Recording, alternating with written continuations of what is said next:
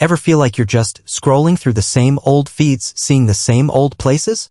That deep down, there's a yearning for something truly, astonishingly different? A place that shatters your definition of normal, maybe even of Earth itself. What if I told you such a place exists, a vast, icy kingdom at the edge of the world where survival is an art form and life's beauty shines brightest against the harshest backdrop? We're about to journey to a land that will redefine what you think is possible. Stick with me because what we uncover might just change the way you see everything.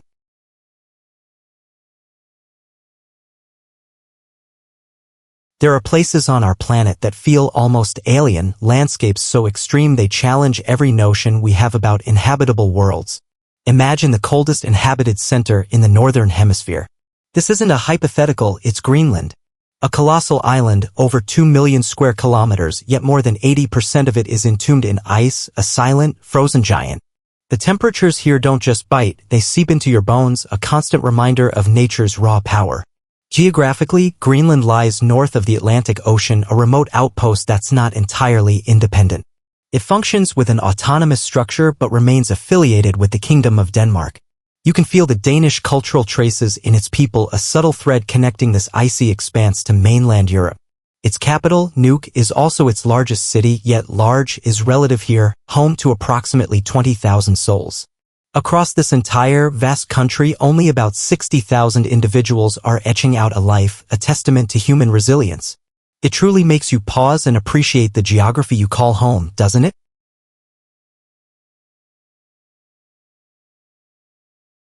How did people even come to inhabit this formidable island, so isolated from any mainland? Our story takes us back about 1,200 years. Norwegian and Icelandic sailors, the legendary Vikings, stumbled upon Greenland. To European eyes, it was an unknown frontier. Despite the biting cold, they saw potential, a refuge perhaps, or a strategic trading post. More settlers followed, and incredibly, even in those early, harsh times, the population nudged towards 2,000. Trade colonies began to sprout as these Scandinavians attempted to cultivate the land and commerce. But their ambitions struggled against Greenland's unyielding nature. Contrary to what you might expect, it wasn't just the cold that thwarted their long-term success. The real culprits? Drought and astonishingly unproductive soil. The animals they brought perished. Farmers, no matter their toil, couldn't coax fertile grass or substantial trees from the barren earth. This agricultural failure, driven by relentless drought, forced many Scandinavians to retreat, leaving only a hardy few for trade. But long before the Viking longships scarred the coast, another people had already made Greenland their home, the Inuit. Thousands of years ago, during the Ice Age, when land bridges still connected continents, their ancestors walked to these lands. They didn't just arrive. They adapted, thrived, and wove their existence into the very fabric of the Arctic for generations. Their knowledge of the ice, the animals, the changing seasons, was, and still is, profound, a deep, symbiotic relationship that allowed them to flourish where others faltered.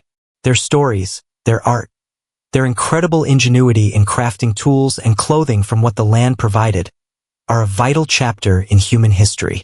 So why Greenland for such an icy expanse? The Vikings, arriving in summer, apparently saw enough coastal greenery to inspire the name. It was a marketing tactic, perhaps, or a hopeful vision. And that name, given by foreigners, has stuck. Today, the people who call Greenland home are a blend. Descendants of those Scandinavian traders, and the indigenous Inuit, whose roots here are ancient and deep.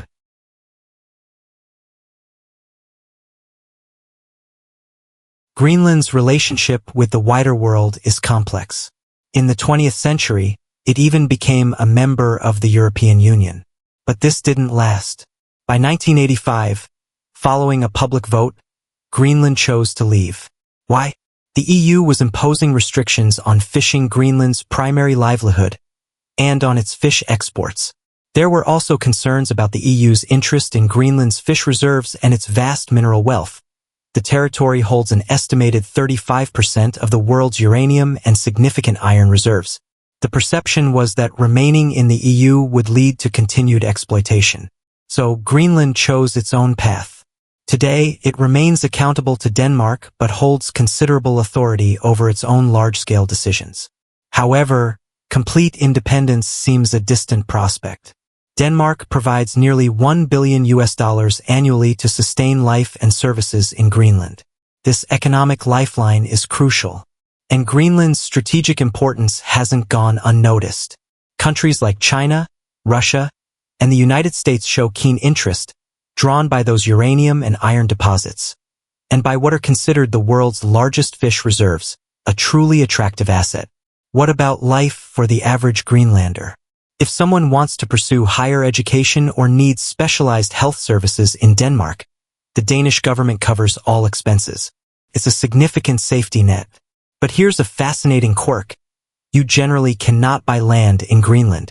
If you wish to build a house or a shop, you obtain permission from the state, pay taxes, and use that land. Private land ownership, as many of us know it, isn't really a thing.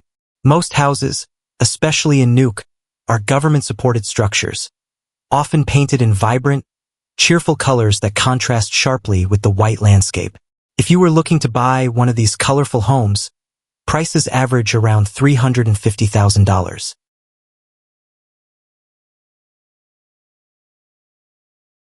It's easy to paint Greenland as just a frozen, harsh landscape, and in many ways it is. But if you give it a chance, if you look closer, remarkable details emerge. Even in a land dominated by ice, life, often green and vibrant in the short summers, finds a way. You breathe air free from car exhaust and factory smoke. And the people? They are often described as friendly, generally happy, living in a unique coexistence with polar bears, seals, and whales. In these small, tight-knit communities, almost everyone knows one another, fostering a powerful sense of camaraderie and goodwill. There's a notable absence of political obsession, instead, a deep value for community, love, and mutual support. The Inuit and the descendants of Scandinavians, the true inhabitants, are united here, a unity that perhaps explains the lack of overt malevolence. Family isn't just important, it's the cornerstone of survival. Almost no one lives alone in Greenland because, frankly, life is nearly impossible without that support system. Keeping families together is paramount when your primary human goal is to combat the relentless cold and simply survive. One of their biggest, most pressing fears now is the melting of the glaciers. This isn't an abstract environmental concern, it's an existential threat to their lands, their way of life, and ultimately to all of us as rising sea levels evoke doomsday scenarios for coastal regions worldwide. They see the changes firsthand, the thinning ice, the altered hunting seasons. It's a heavy burden. And nature's fury is never far, sudden tsunamis can devastate sailors and their boats. You must learn to read nature's language here to remain vigilant. Even in the capital, Nuuk, quality of life, healthcare, and transportation present significant challenges amplified by the sheer isolation of island living. Accessing services from other countries quickly is a logistical nightmare. It often feels like landing on a remote planet. This isolation contributes to many facilities being inadequate. Then there's a very human challenge, finding a partner for marriage. With such a small population, meeting potential spouses is tough. Some unable to find a partner even turn to local authorities for matchmaking assistance. There can also be societal pressure to remarry and have children if a spouse is lost, a drive to prevent the population from declining further. It's a stark reminder that the smaller the population, the more challenging life becomes for those who remain. Some accounts even mention instances where, to ensure family continuity and community survival, a woman might have more than one husband, though this is a complex and sensitive aspect of certain traditional contexts, driven by the community's deep-seated desire for survival and reproduction. Infrastructure is another hurdle. With a lack of established systems, garbage dumps have been created in uninhabited areas for human waste. While not an immediate crisis, long-term accumulation is a concern. And forget reliable, cheap internet in most parts. While Nuuk has a connection, it's costly, around 1,300 Danish kroner, and the speed often feels like a throwback.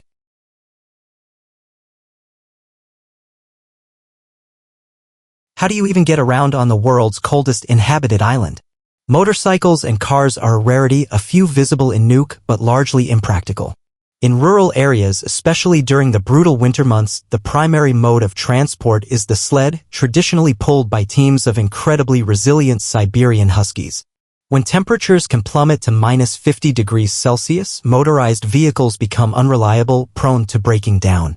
And with underdeveloped industry, vehicle repairs are labor-intensive and exorbitantly expensive. So, these magnificent dogs are not just companions, they are essential for transporting goods and people. If someone in a remote village needs urgent hospital care, a helicopter is often the only option.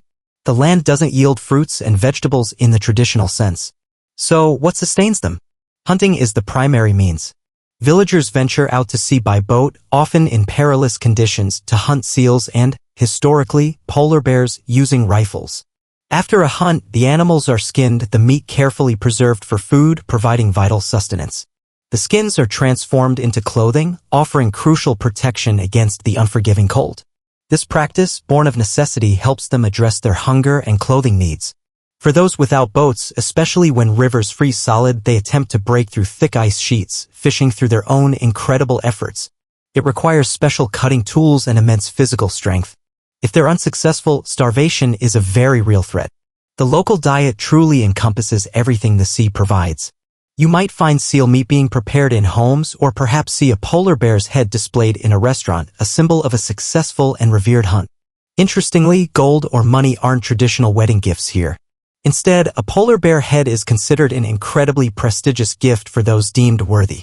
Hunting a polar bear is a complex, dangerous, and labor-intensive endeavor, its meat not easily accessible, making it extremely expensive. In this context, polar bears can hold more value than gold. As a guest, you might be served whale meat.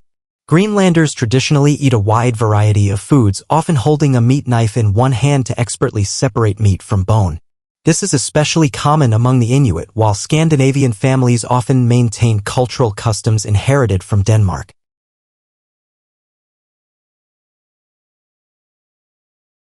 Greenland is vast, the population tiny. Bumping into fellow residents can be a pleasant surprise. There are only 6 main settlements, including Nuuk. One of these, Kalusuk, has only about 300 inhabitants. Imagine the services available: a single grocery store and a church. For someone with a chronic illness in such a remote spot, the challenges are immense, survival itself a question mark. You are surrounded by isolated wilderness, a vast sea often covered in ice. During the deep winter, the sun may not rise at all for extended periods, plunging days into a profound darkness. Snowstorms can rage with little warning, and if you're caught outside, finding shelter is a desperate race. Those who endure these storms can suffer severe illnesses, sometimes unable to stand for months. Yet, amidst this, there's an almost sacred privilege: the unparalleled opportunity to watch the northern lights, the aurora borealis, dance across the night sky whenever they please. It's a spectacle of cosmic beauty. Finding clean water is a blessing. Seawater is unusable for drinking or showering, and water pipes in homes frequently freeze. The state often provides clean water to remote areas, possibly sourced from Denmark. And what is fun here? It's defined by activities like sledding on the ice, the unique bond with their working dogs, and dancing. They speak a local language, colossal, with deep historical roots stretching back thousands of years to their ancestors, a linguistic treasure the Danish often don't engage with, preferring their own tongue. Living in Greenland is undeniably challenging, a life lived on the edge. However, its strategic location, its untapped resources, and the growing global focus on the Arctic suggest it will become increasingly valuable in the future. The Inuit and the descendants of Scandinavians, bound together by this extraordinary land, demonstrate a profound resilience and a deep understanding of what it truly means to be a community, to rely on one another against the formidable power of nature. This unity, this respect for the land and for each other, is perhaps Greenland's most enduring strength. Exploring Greenland, even through stories like this, feels like touching another world, doesn't it? It's a place that strips life down to its essentials: survival, community, and an awe-inspiring connection to a formidable yet beautiful, natural world. The resilience of its people, their ability to find joy and meaning amidst such extremes, is truly humbling. It makes you wonder about our own lives, what we truly need, and what we can learn from a culture so attuned to the rhythms of the earth. What part of Greenland's story resonated with you the most? I'd love to hear your thoughts in the comments below. If you're hungry for more journeys to the extraordinary, make sure to subscribe so you don't miss what's next. And perhaps check out this other video. Until next time, keep exploring.